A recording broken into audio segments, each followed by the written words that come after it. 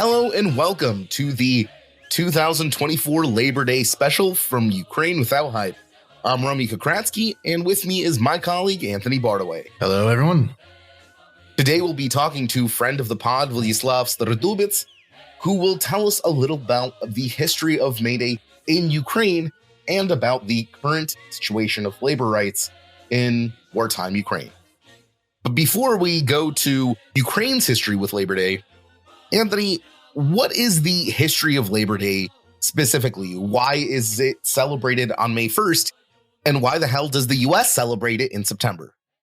Yeah, this is another holiday like International Women's Day that actually began in the United States, was exported to socialists in Europe, was kind of left behind in the US as it continued elsewhere.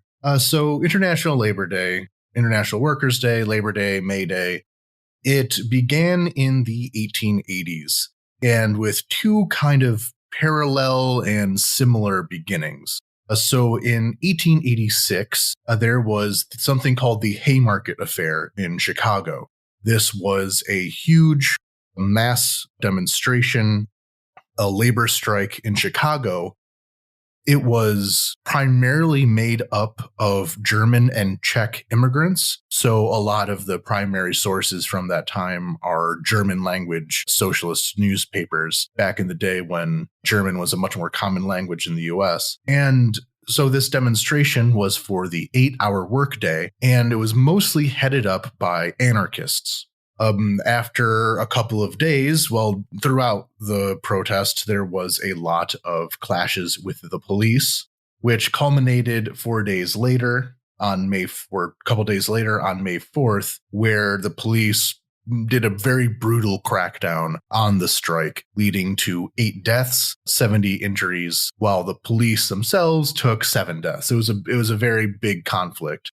You can look up specific histories of this event. It was a very important event in labor history and American history. I'm not going to go too deep into it now, but it was this mostly anarchist demonstration by mostly German and Czech immigrants. Put down the police, became a huge international story.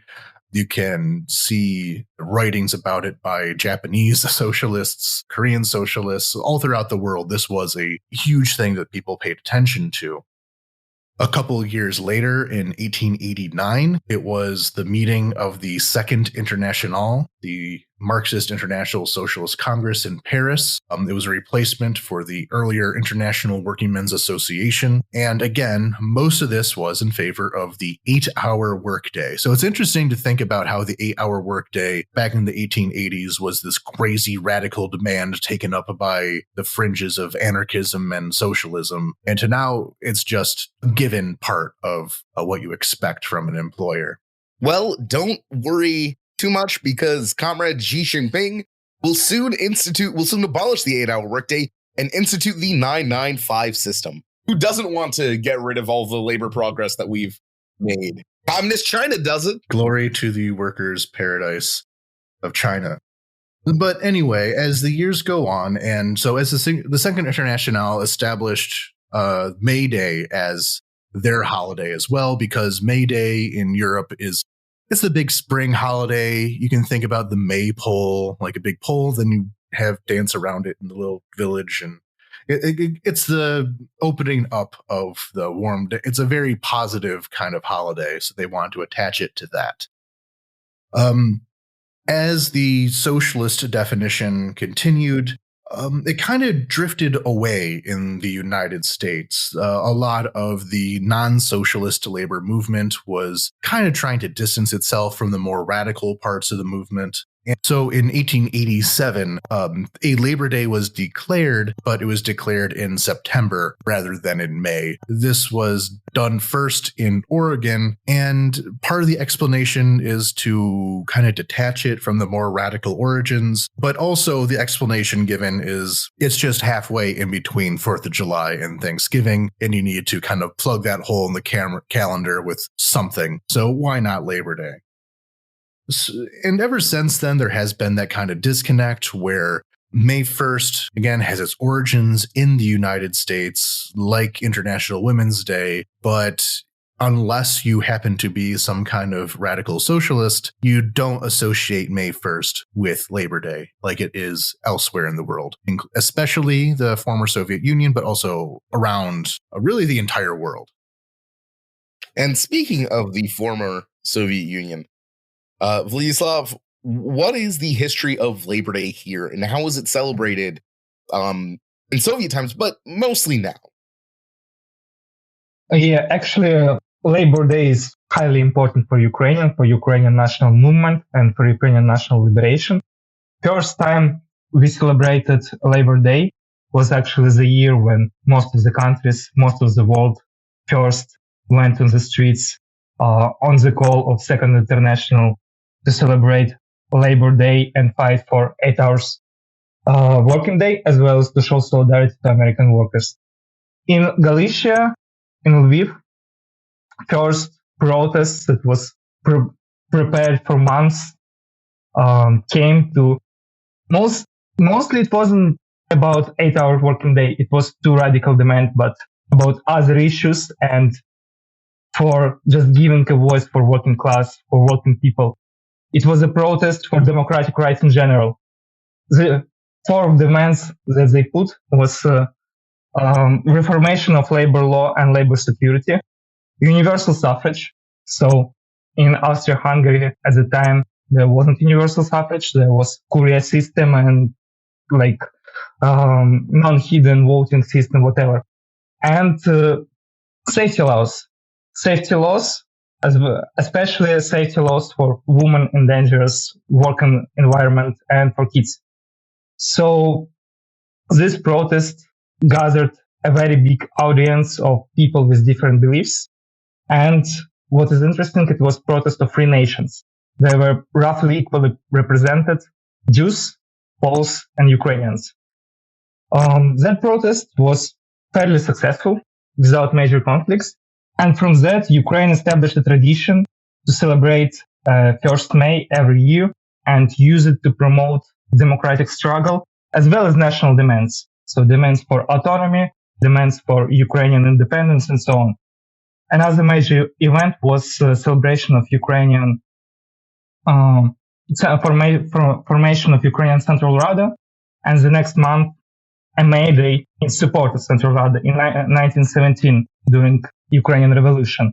Workers en masse, hundreds of thousands of people went on the street with posters of Taras Shevchenko and with red flags supporting the demand of securing the revolution, of autonomy for Ukraine, for self-determination, and so on.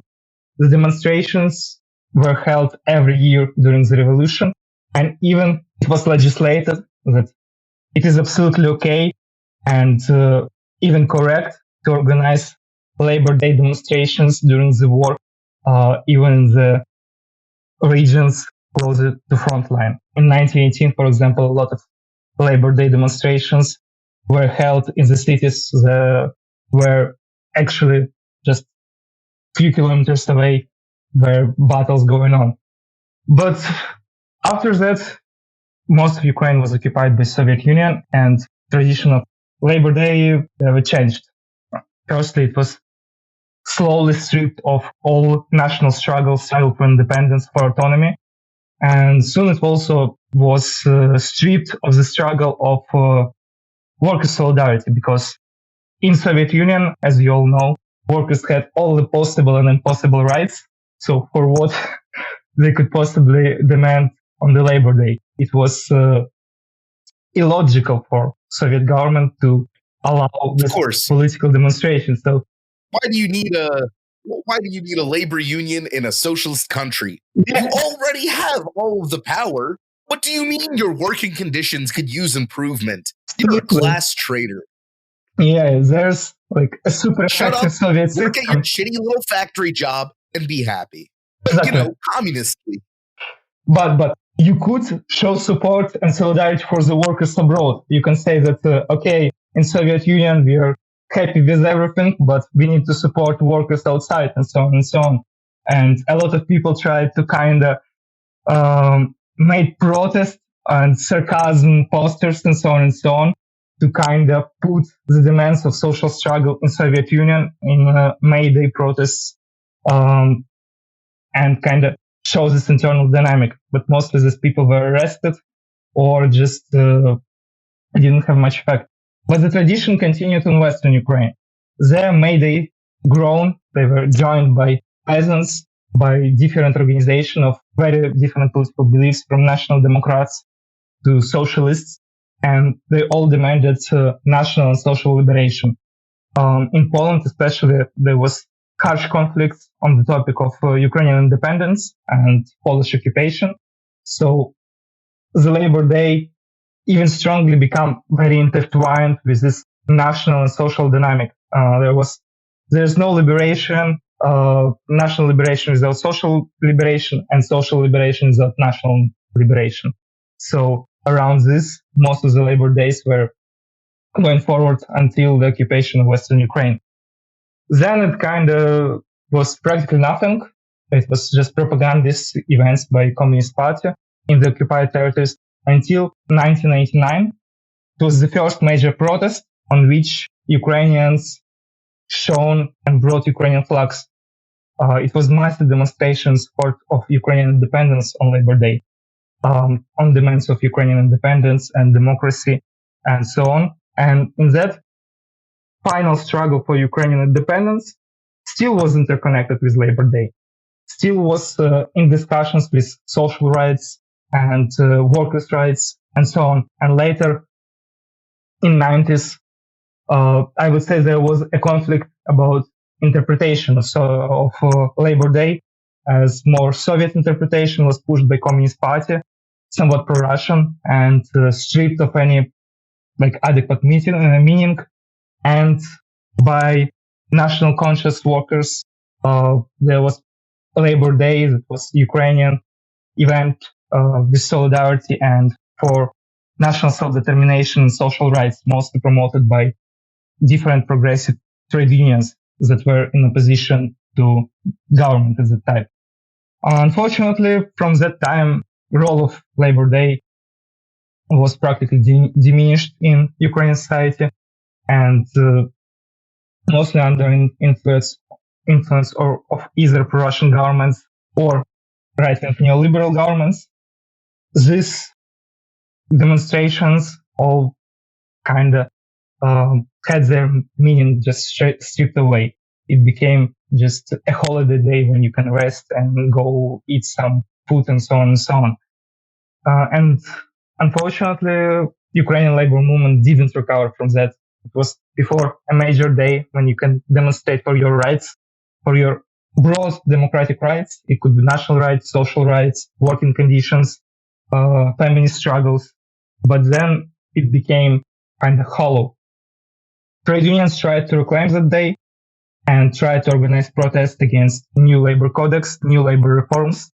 But it became more, I would say, particularist event.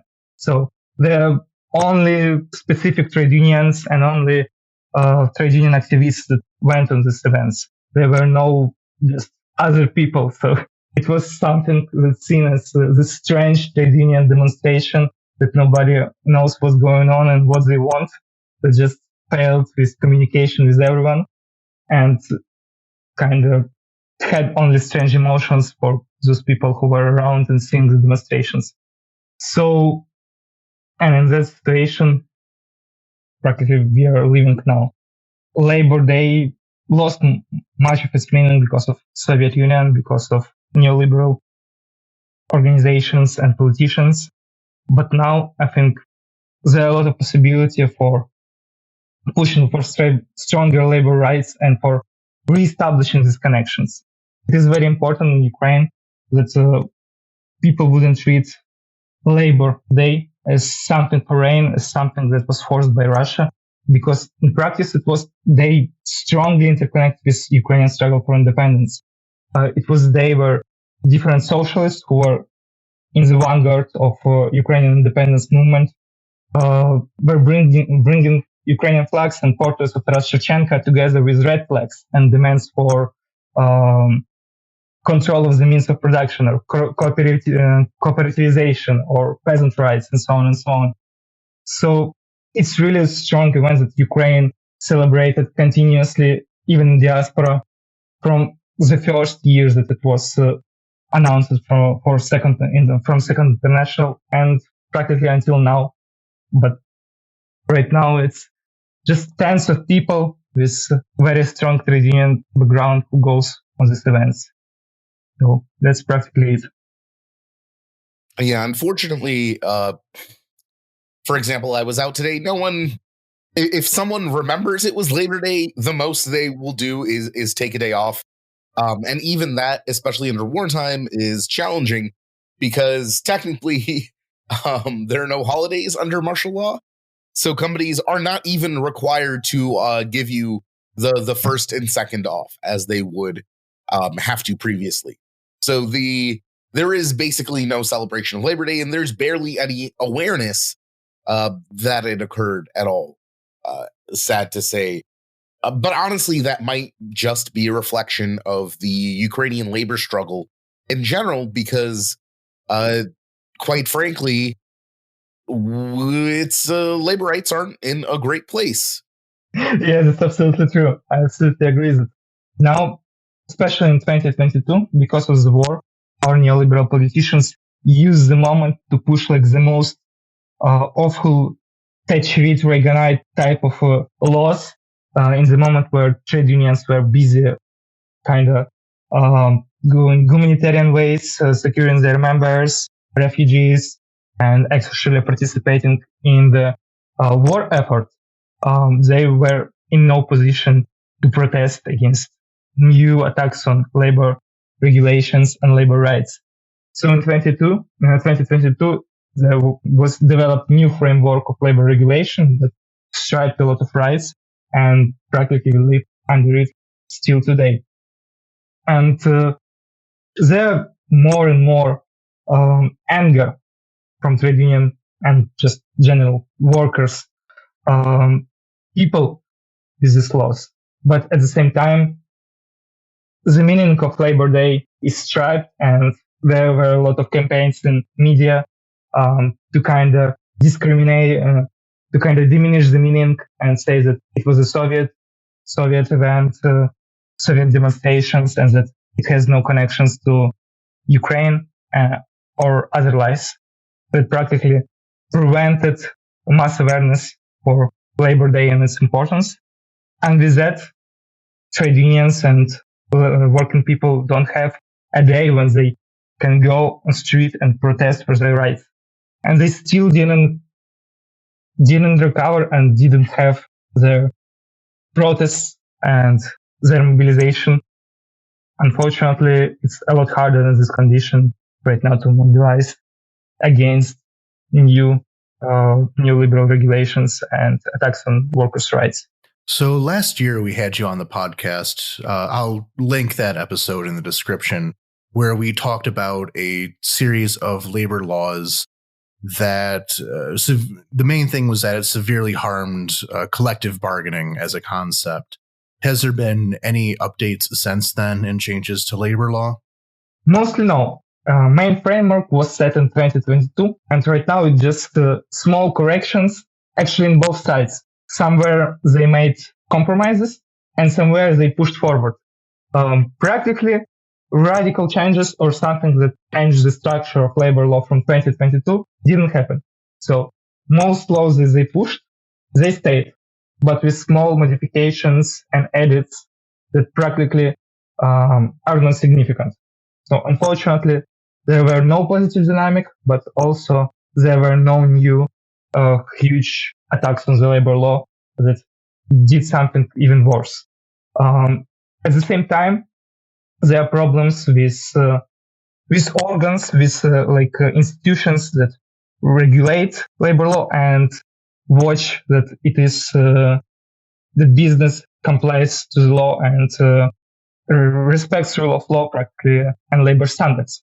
Unfortunately, so much less institutional possibilities to protest and to regulate actually even to the standards that were introduced in 2022, because there is nearly no accountability. They are doing right now everything to just destroy the possibility to held someone accountable, even for in the labor law for 2022 standards. I believe that the government actually suspended surprise inspections of like supermarkets and restaurants or something. They suspended all inspections from 2022, and they reintroduced the absolutely advisory form without any possibility to strongly affect the situation. So it's mostly like consultative advisory inspections, which is very strange. And in that, there's this thing with rule of law that you can have formal laws, but when they are not enforced, it doesn't mean that the situation is such as in the laws. In fact, labor laws so much worse than in these awful labor standards and new labor regulations, because there is no institute, and practically the other instruments that are doing labor inspections and trying to adhere to labor standards, there are no possibility for holding business accountable on the workers' rights. So this makes everything so much worse. And actually, there were cases when labor inspections were suspended for the different situations, but they all just had absolutely no positive effect and only negative. And even international labor organizations made statements on such examples in Tajikistan and a few other countries where they... No way. When you stop inspecting businesses, they start committing crimes? How? That's a completely unknown and shocking just turn of events. Who could have guessed that when you stop requiring any kind of standards from a business, they will immediately sink to the cheapest and lowest level of operation? Who could have guessed? That's absolutely true. There is so big connection with labor inspections and just standards of living, standards of rule of law. Then it just worse decisions that can be made, and it could be only made with sectoral interests of private investors and oligarchy in mind. And it is in no way helps Ukraine during the war and for any possible goals that one could achieve during the wartime. In fact, it makes everything worse. It makes the defense of Ukraine worse because there's less social cohesion and there's less understanding and solidarity between the people, because some people are accountable for everything, for every small nuance that they made with huge layoffs and just complete disregard of labor rights. And the other part, capital, business, have practically carte blanche to do everything. There are some business that still tries to follow some social, humane policies, but the fact that they need to be very moral people and not regulated by the law to do so, it's just extremely awful. It shows that there is no unity in society between the two, and that's the direct result of these policies. Those two things don't really fall in sync. They are not compatible. Either you are a good businessman or you have a conscience. I have not found that the intersection of the two exists. Yeah, there are some businesses, especially small businesses or placed in community, kind of some medium-sized cafes or something like this, that are not extremely important to the economy, but they still, even with these labor laws, try to kind of make more social policies around them. But the government, rather than adopt such policies nationwide and try to support some kind of tripartism, some kind of balance between state interest, workers' interests, and interest of capital, just completely abandons everything for the interest of capital.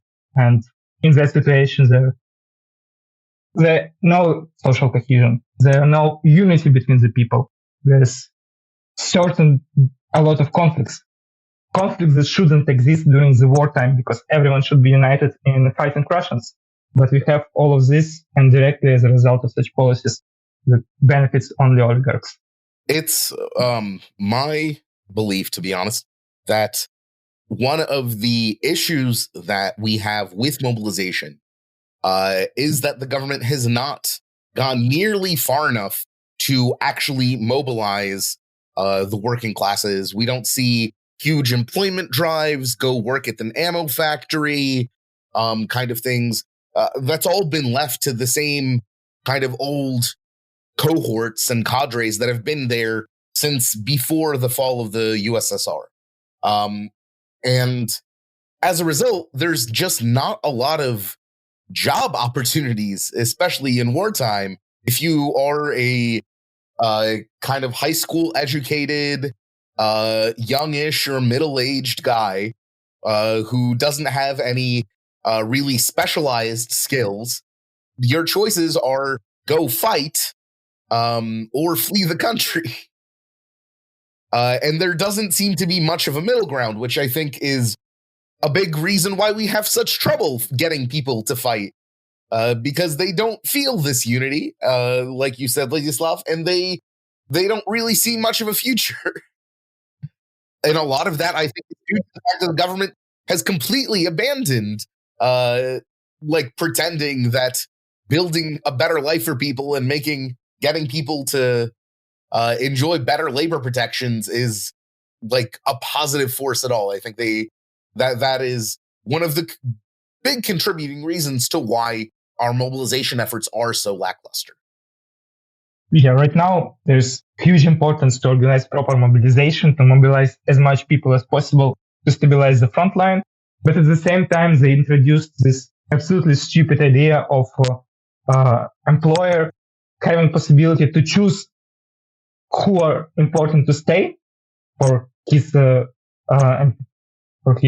private enterprise to run, and who should go to the war. It creates just so much possibility for unaccountability and corruption. Practically, big companies can just hire people who don't want to go to the war, and people who are usually rich and can play some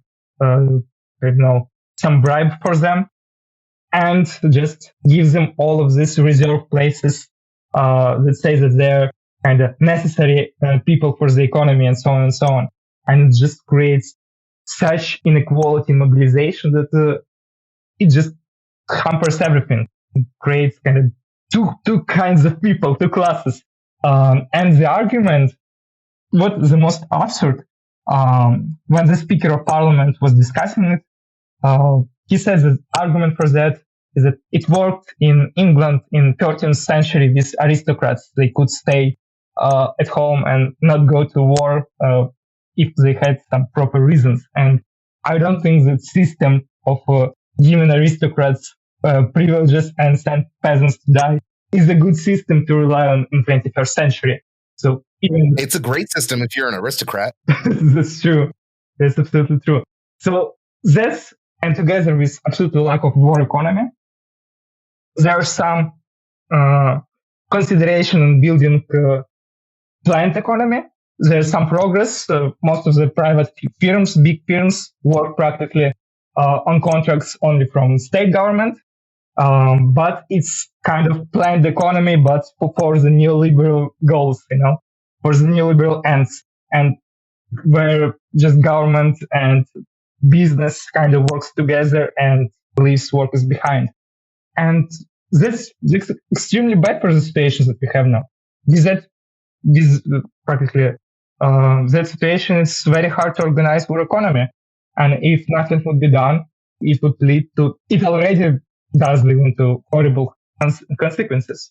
So one of the most surprising things to me during this war, in terms of like propaganda, is if you think about the popular American propaganda in World War II, one of the first things that people typically remember is the Rosie the Riveter posters, the Sam Wants You posters. And a lot of that propaganda was not aimed at getting people to enlist in the military. It was aimed at people getting them to sign up at factories, at ammunition plants and repair plants and so on. Like, so much of the propaganda was just getting people involved industrially, because it's a total war. In order to fight a total war, you kind of need to mobilize the entire mass of your industrial capacity. Without that, you run into shortages, as we are very keenly feeling here in Ukraine. And it really strikes me that there is propaganda to enlist. There's propaganda to join this or that battalion, which is all great. But there is no propaganda about, like, go join the ammo building factory, go join the repair plants, go learn how to, like, build tanks or repair howitzers. None of that. Not even, they don't even try. And then it's no surprise that we are so reliant on outside and foreign aid to fight our war, because we don't have any domestic capacity, and the government seems utterly uninterested in developing that capacity in a proven historical way. Like it or not, those things worked. Mass amounts of people in the United States did start working in the factories in order to help the war effort. It is a historical thing that worked. It's not like it's not something you make up. You can just look at the policy that was implemented and the results, and they were successful. Yeah, you would be surprised, but actually it is also the issue of labor law and labor regulation, but not in the way you would think. It's kind of hard to create proper communication strategy where people responsible for this communication strategy are kind of 5 dudes with wages of $200 a month. You understand? So the same is kind of with foreign policy, because there are just not enough wages and high demands, and practically nobody wants to do it, and nobody knows how, because, well, would you learn or do a good communication strategy if your wage is lower than average and practically absolutely awful? That situation where this neoliberal government with its hardcore Thatcherite views has this just paradigm extend to all the different spheres, including national security, including communication, including even foreign policy, diplomacy, where, for example, wage of some worker in embassies just have wage of $250. So that's also quite surprisingly an issue of kind of fair, good social contract between the worker, state, and capital. And it's like just ruining everything and in every possible sphere. So, yeah.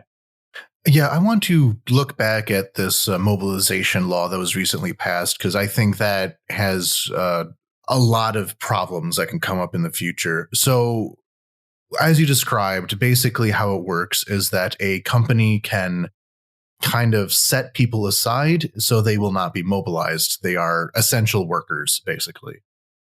And disclosure, I am considered an essential worker for NV.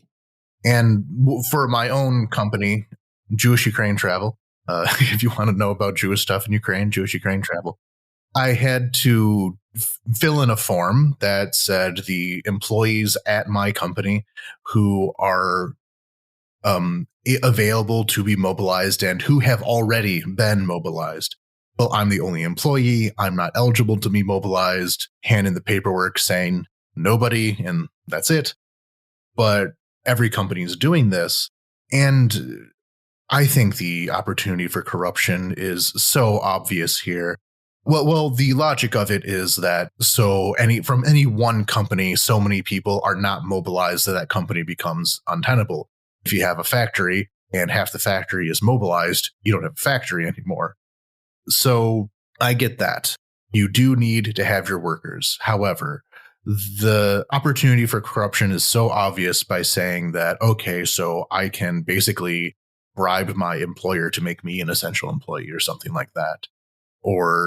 And again, like you said, it creates a class of people who are protected and who are not protected. And it's clear where that can end up. And the other side is that a company decides that these are the people I don't need.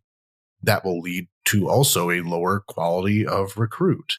If it's like the lowest, least productive member of the company, they're not going to be a fantastic soldier a lot of the time either. So it creates a situation where you're kind of having a negative selection bias for a worse military. And I that has to come up as a problem. This has not fully been implemented yet, but looking into the future of the after effects, it's astonishing that they chose this to be the case. It's the same policy that you get out of the minds of geniuses who propose paying your way out of a draft commission be legal. Like, the people who think that's an okay policy to propose are the people who think it's okay for companies to create lists of essential employees purely on their own discretion. Yes, so mobilization should work ideally as a communal effort of kind of sharing the burden, that you have your community that have the common problem that could be decided only collectively. So everyone on equal basis sharing the burden to decide this problem. It's the logic that should be applied in practically all mobilizations in all the countries. But in Ukraine, it's kind of policy based on absolutely arbitrary basis. With no equal fair share.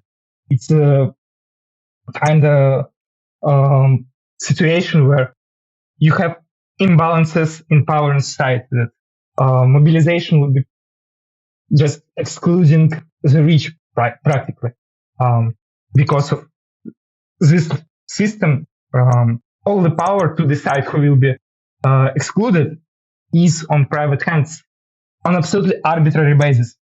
There is no good, proper regulation, who could be excluded, who couldn't.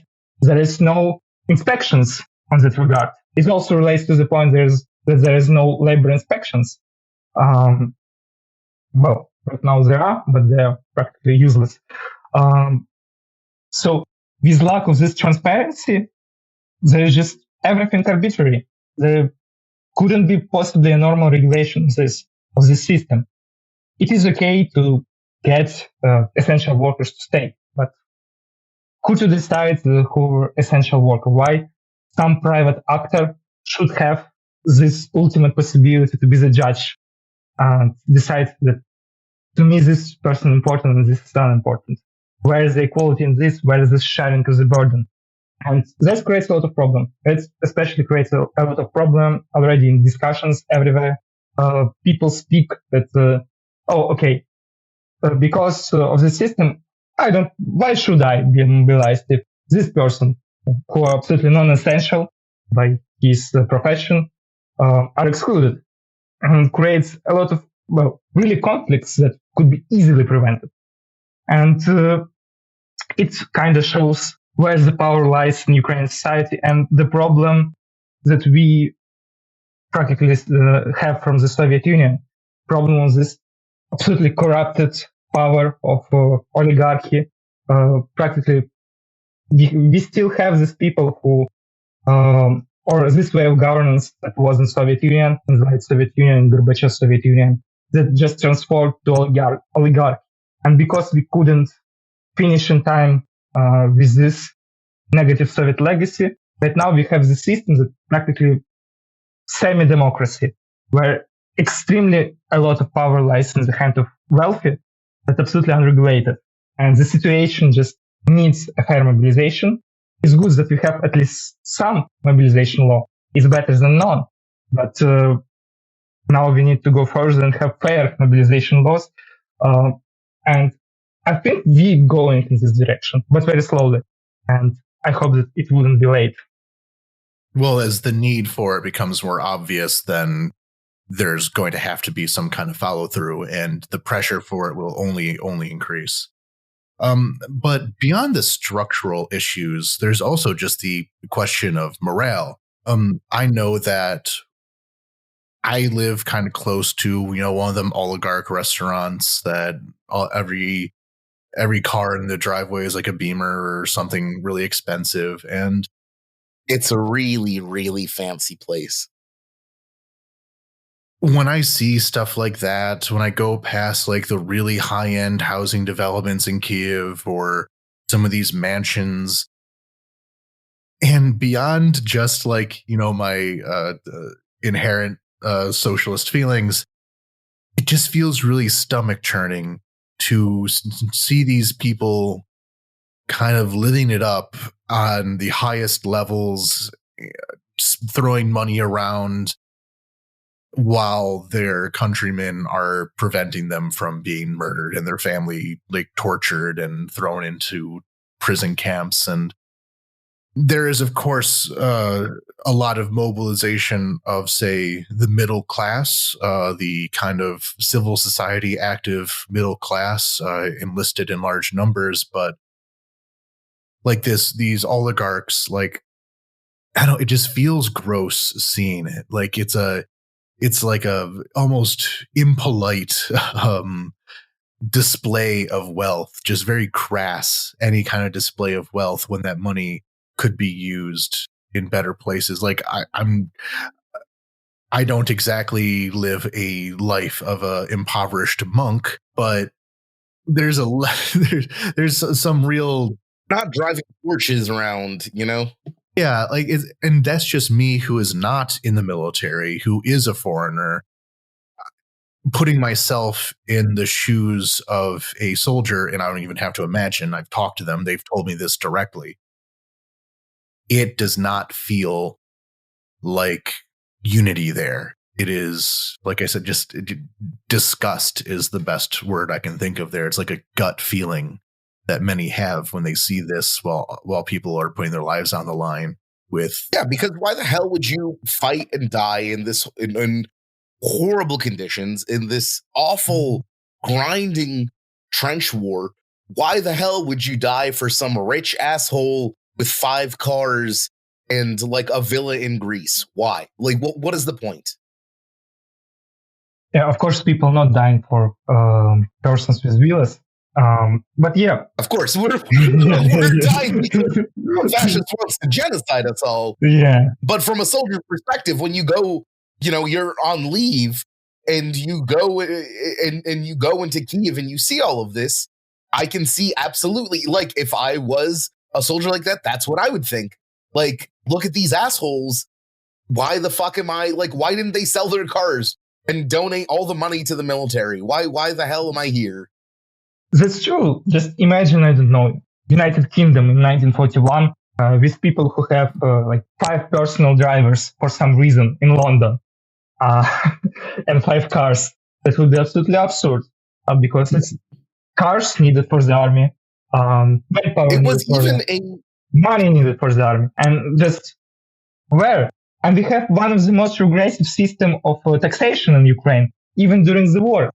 It actually became worse during the war. It's just, so I don't think I remember any time in history that during the war country would lower taxation. I think that it's Ukrainian know-how. Nobody does this in the world at all. Just, like, we are trying to be so unique. It's just so cool. Yeah, for 2 years, my tax rate was like 3%. It was ridiculous. Like, that is so low, you might as well not have taxes at that point. It's utterly ridiculous. The way my friend put it was he's not really a fan of being mobilized or anything, but he was like, look, if these guys, if and by these guys he's referring to like the businessmen, the politicians, if they are not willing, they don't need to sell like all their cars and new villas and stuff. They just need to not buy new ones for a couple of years. And if they are unwilling to just keep themselves from increasing their wealth for just a few years while we are fighting off a literal empire, like what's the fucking point? Together with municipal corruption and actually even this like 3% or a little bit more for big business. A lot of people even don't pay this. Okay, even like for, I don't know, farming workers in Kharkiv, they recently get tax cuts. But these tax cuts at least were for individual farmers who have the situation where they absolutely don't have energy and where their market of like farming market is practically in constant state of collapse and uncertainty. It's okay. But what's the probable could be reason for tax cuts for the big companies and middle companies? It's just how you would finance the war and where you would find this fairness in the situation. And that just creates a situation where really majority of working class and middle class, national conscious middle class of this, they're just doing everything by themselves practically. And well, on that cheerful note, we will bring this special Labor Day episode to a close. Vladyslav, thank you very much for stopping by and sharing a little history with us. You're always welcome on the pod, and we're always very glad to have you on. Yeah, it's awful that it was so negative episode. Unfortunately, there should be a little bit of negativity, or even more, a lot of negativity to have possibility for improvements. And in the case of Ukraine, every such thing is of immense importance, and just ignoring it could have very dark consequences. It already has. So I'm glad that we have this talk and be a little bit straight from the topic of 1st May. But I think it's all related. It's all related to social rights, national rights, to just cooperation, solidarity, to the values that were promoted by Labor Day from the beginning. And so I hope that in future, in Ukraine and everywhere, there would be far more attention to social rights and political rights and economic rights and so on and so on. And that even Ukraine would go away from the stupid neoliberal way of governance for something that would be underlining dignity of majority of the people and unity. So thank you for having me on the podcast. It was really good. So until next time. Thank you. Until next time. Glory to the Ukrainian working class. Slava робочего народа. And to end on a slightly positive note, to try and offset a little bit of the negativity that we espoused, I wrote this earlier on Twitter, but I think it's worth re-saying. The very fact is that we have made it to the year 2024, and we have made it with an 8-hour workday with guaranteed weekends. Not everywhere has medical leave. Not everywhere has family leave. Not everywhere even has medical insurance. But we have already achieved so much in the past few hundred years. I think a couple of decades or even a century of setback is no reason to abandon the struggle that we as working humans have been perpetuating for at least the last 300 years and probably into antiquity. We've really achieved immense and amazing things. And the road to a better tomorrow starts with the belief that a better tomorrow is possible. So despite all this negativity, you have to believe that tomorrow can be better. And once you believe that, you can work towards it. And with that, dear listeners, thank you very much and happy Labor Day. So that was our special Labor Day episode. I hope everyone had a good holiday if it was available to you. If you would like to learn more about Ukraine, please go to the link in our description, and it will contain a list of various resources about Ukraine and charities you can donate to. If you'd like to support Ukraine Without Hype, the best thing you can do is tell your friends about it, tell your family about it, share it, like, rate, everything you can do to help get the word out about us at Ukraine Without Hype. That would be much appreciated. If you'd like to support us financially, you can go to patreon.com/Ukraine Without Hype.